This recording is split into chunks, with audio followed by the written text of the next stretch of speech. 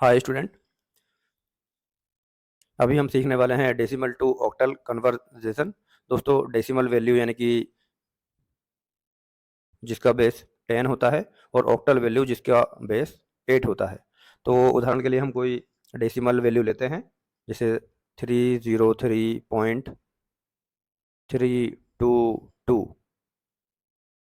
ठीक है, इसे हम कन्वर्ट करेंगे ऑक्टल में यानी 8 वाले बेस में।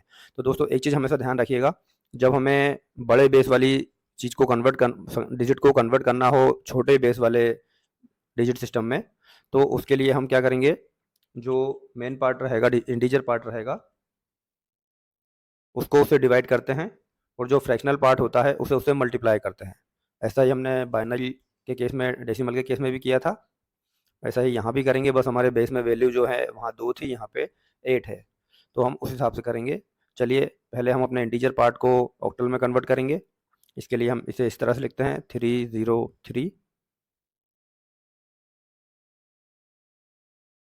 दोस्तों, सबसे पहले हम इसे 8 से डिवाइड करेंगे, तो ये आएगा 37। यहाँ पे हमारे पास बचेगा रिमाइंडर में 7। दोस्तों, याद रखिएगा, ये हम तब तक, ये जब भी हम 8 से इसको डिवाइड करेंगे तो वैल्यू जो है वो इससे कम ही आएगी रिमाइंडर में। जब भी हम किसी चीज़ को 2 से डिवाइड करते हैं तो रिमाइंडर में सब 1 या 0 आता है। उस तरह जब 8 से डिवाइड करेंगे तो रिमाइंडर में 8 से छोटी ही संख्या आती है मोस्टली, और उसे हम यहाँ पर लिखते जाएंगे। इसके बाद में फिर हम इसे 8 से इसे भी डिवाइड करेंगे, तो यहाँ पर हमारे पास 4 बार जाएगा और रिमाइंडर में बचेगा 5।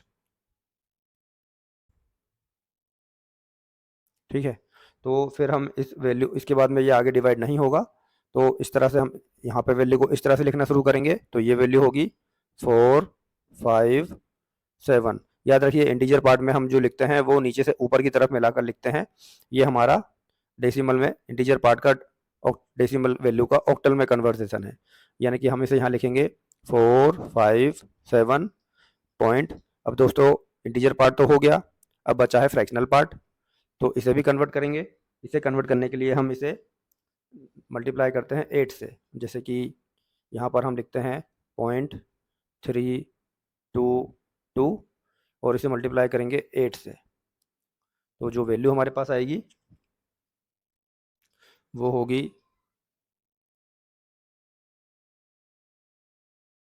2.576।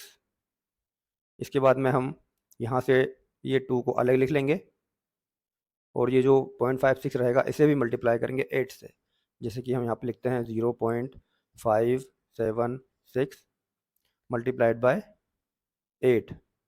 तो हमारे पास जो वैल्यू आएगी वो होगी 4.608। तो यहाँ से हम इस 4 को अलग लिख लेंगे। ठीक है, और ये जो 0.608 रहेगा इसे मल्टीप्लाई करेंगे 8 से, पॉइंट, या फिर ऐसे लिख सकते हैं 0.608 मल्टीप्लाइड बाय 8। तो हमारे पास जो वैल्यू आएगी वो होगी 4.864। तो यहाँ से भी हम इस 4 को अलग कर लेंगे, और फिर जो फ्रैक्शनल पार्ट बचेगा इसका 0.864, इसे मल्टीप्लाई करेंगे 8 से, 0.864 मल्टीप्लाइड बाय 8। तो हमारे पास जो वैल्यू आएगी वो होगी 6.912। यहाँ से हम इस 6 को अलग कर लेंगे, और जो फ्रैक्शनल पार्ट होगा उसे फिर मल्टीप्लाई करेंगे 8 से, ये 0.912 लेंगे, 0.912 मल्टीप्लाइड बाय 8, तो हमें मिलेगा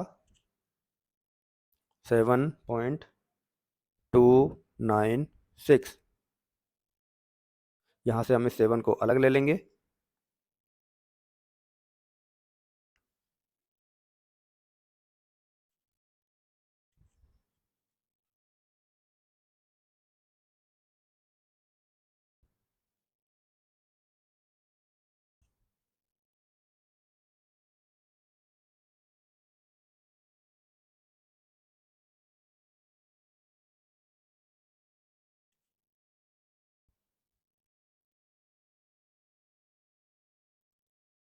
इस तरह दोस्तों हमारे पास ये वैल्यू जो आई है, इसे हम नीचे से ऊपर की तरफ नहीं लिखेंगे जैसे हमने यहाँ किया था, इसे हम ऊपर से नीचे की तरफ लिखेंगे।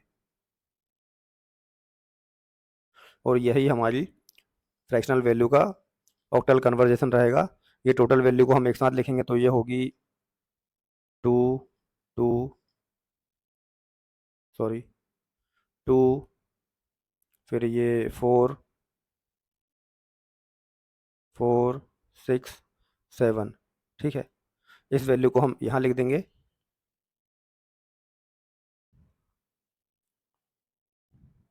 2 4 4 6 7, और यही हमारी ऑक्टल वैल्यू रहेगी। इस तरह दोस्तों हम डेसिमल वैल्यू को ऑक्टल में कन्वर्ट करते हैं। उम्मीद करता हूँ आपको कॉन्सेप्ट समझ में आ गया होगा। कुछ चीज़ें दोस्तों ऐसी होती हैं जो आपको हमेशा याद में रखनी ही पड़ती हैं। चलिए मिलते हैं अगले वीडियो में।